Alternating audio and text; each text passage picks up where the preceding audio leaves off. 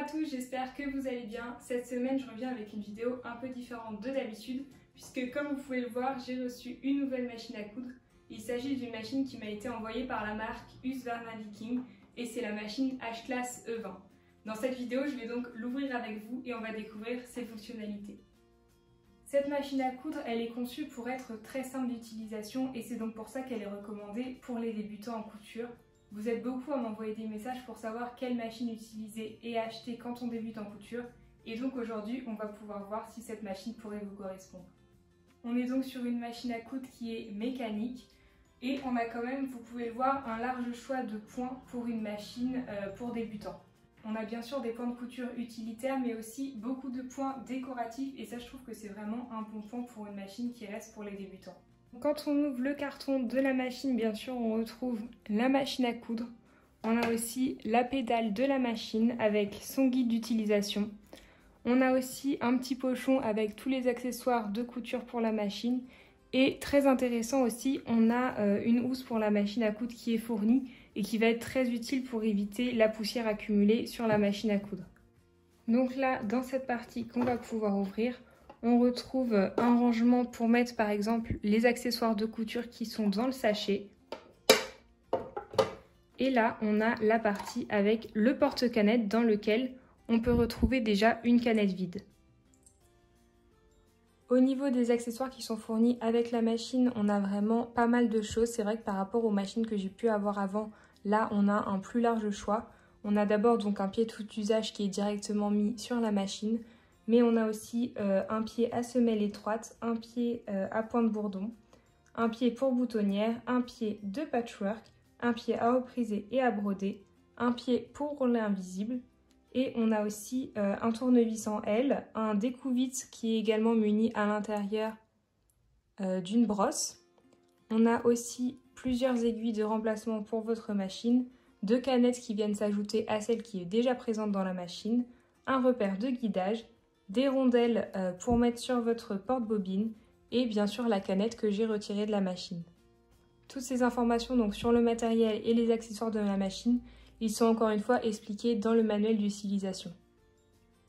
Et donc tous ces accessoires, ensuite vous pouvez venir les mettre dans la petite pochette qui est fournie avec et les ranger dans votre machine à coudre.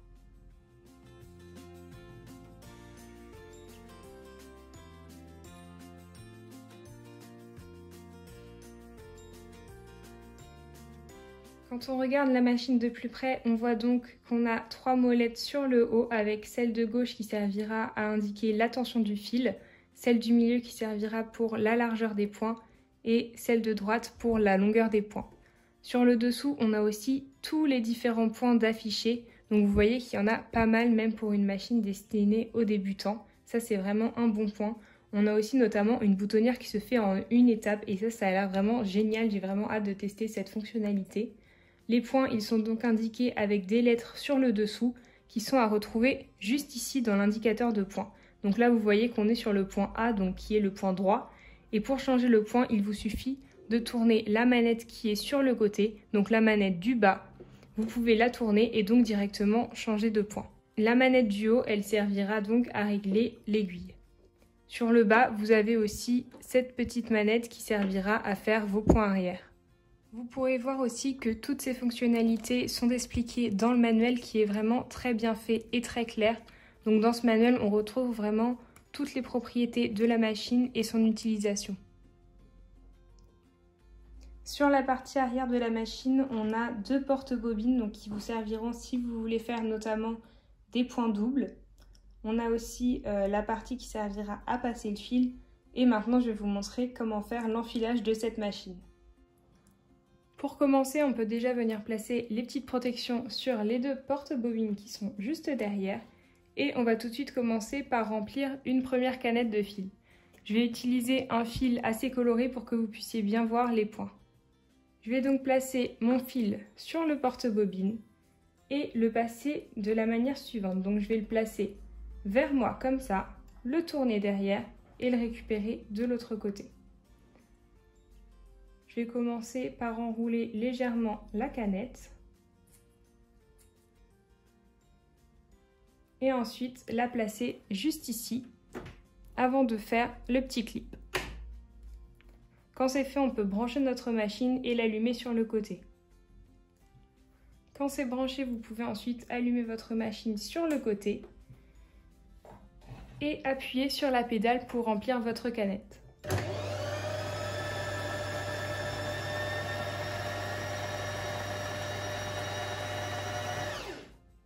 Moi, je vais m'arrêter là parce que j'ai pas besoin de beaucoup de fil, donc je vais pouvoir retirer ma canette, hop, et couper mon fil.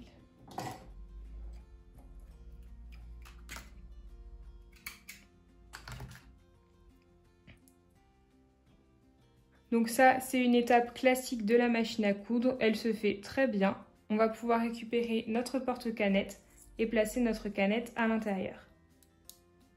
Vous pouvez ensuite ouvrir le bas de la machine et placer votre canette. N'oubliez pas bien sûr de remonter l'aiguille.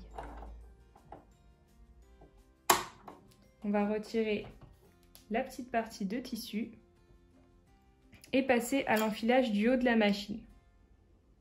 Pour l'enfilage du haut, on va tout simplement passer le fil sous le petit guide et descendre comme ceci. N'oubliez pas de remonter cette partie-là. Ensuite, on peut remonter, passer à l'intérieur. Et sur le dessous, vous avez encore 2 guides fils dans lesquels il faut passer. Vous pouvez ensuite passer directement le fil dans votre aiguille et sous le pied presseur. Pour remonter le fil, vous avez simplement à tourner comme ceci et à le récupérer juste en dessous. L'enfilage est terminé, vous pouvez refermer la machine et on va venir tester quelques points de la machine. J'ai récupéré 2 morceaux de tissu tout simples et on va d'abord commencer par tester le point droit. Donc je vérifie que je suis bien sur le bon point et ensuite je viens placer mon tissu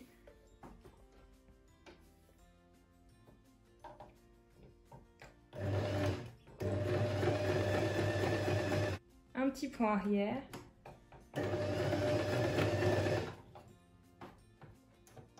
sur le côté de la machine. Ce qui est très intéressant aussi, c'est que vous avez un coupe-fil et ça peut être très pratique. Donc là j'ai obtenu un point qui est pas mal, qui est droit.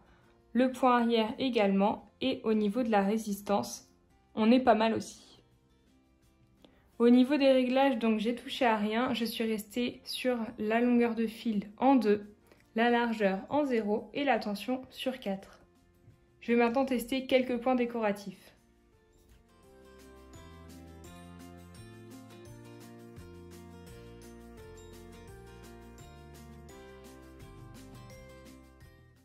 Comme point décoratif, je vais venir tester le point F. Donc je me suis positionnée sur le point. Et comme c'est un point avec une largeur, on va devoir choisir une largeur de point. Hop.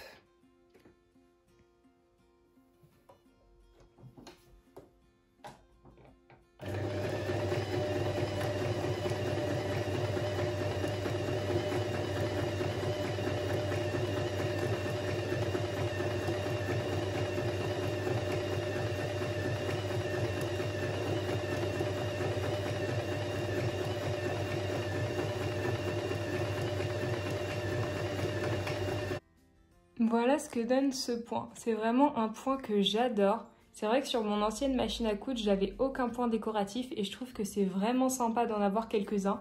Ça permet de décorer un ouvrage et de permettre plus de finition. Celui-là, il est vraiment super sympa. Il se fait très facilement et vraiment, c'est un bon point. Je vais en tester quelques autres.